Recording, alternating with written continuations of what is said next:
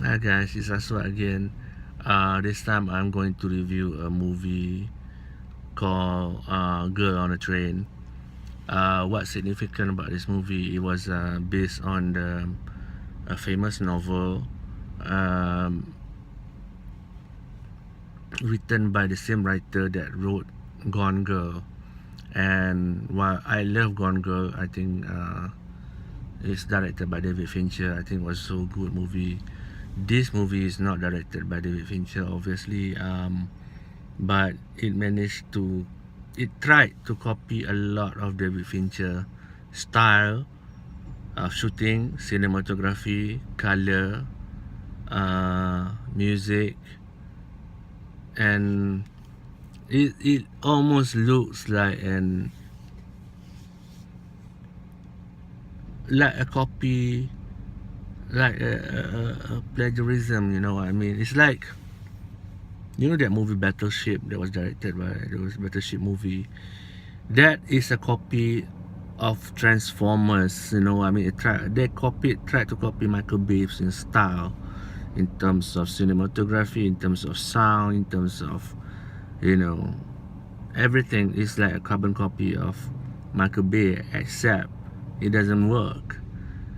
The Battleship movie. So in this movie, they tried to copy David Fincher's Gone Girl, and it doesn't work. So when it doesn't work, you are left with a bad copy of a movie that is neither um, interesting, and because David Fincher's style is very, his movie, if you have seen David Fincher's movie, it's very surreal, but at the same time it's real. You know, he has this style that is so not normal, not taken from real life, it's surreal, but somehow he managed to ground it, and you can see it in Fight Club, which is a surreal theme.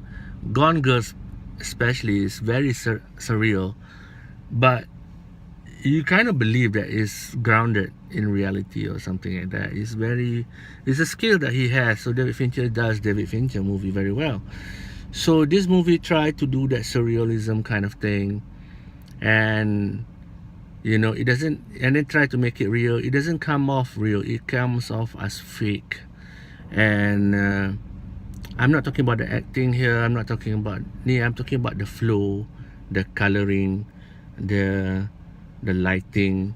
You know, even they try to use the same color palette as David Fincher, gold, black, brown, but the way they light it wrong. They light it wrong.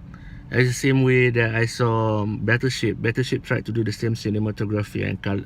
They got the color right, but the cinematography from Transformers, but they got it all wrong in terms of how Michael Bay used to do it.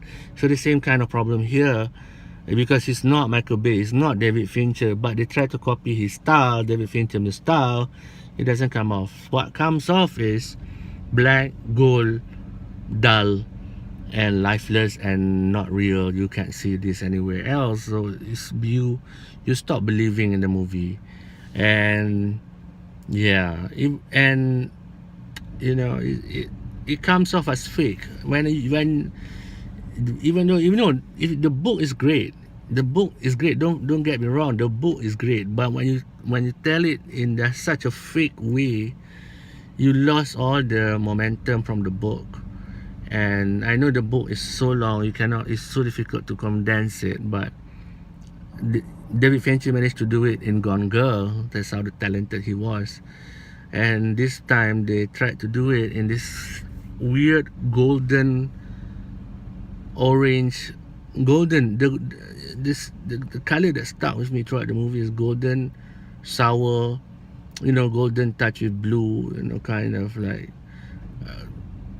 and trying to do it some kind of surrealism, brown, you know, giving a gloss, but it doesn't work. I mean, there's something off about the movie. And when I went back, I was thinking, why was it different? And I realized that they tried to copy David Fincher. That's why I came out with that epiphany came to me. It's like they're trying to do David Fincher and it failed. As an acting wise, everybody is great. Story wise, the book is engrossing, but the movie doesn't feel real. The movie feels fake, and it takes you out of believing inside the movie, and that makes the movie suffer, I think. Some of the best sci-fi is not real, but when you watch some of the best sci-fi like Blade Runner is not real, but when you see the acting, when you see the movie, it feels grounded in some sort of reality, and that works for me. The same way I say Aliens and Alien. So you can have a surreal background or not a real background and makes it real because the vibe, the cinematography, the acting, whatever when you have something that is real and grounded, people believe in it easier. I believe in Aliens. When I saw it, it's like a good movie. The reason it's good because to me it makes it believable.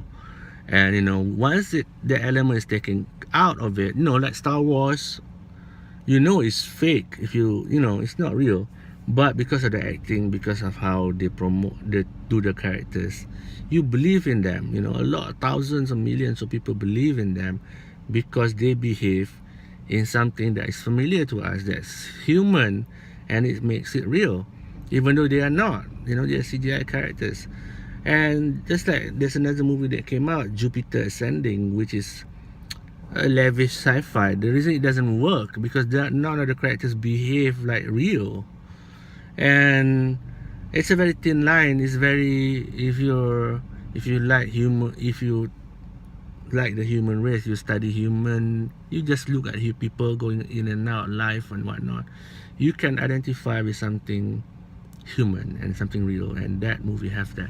So I was going off tangent there, but I'm talking about reality, and this movie doesn't make you believe that it's real, and that's why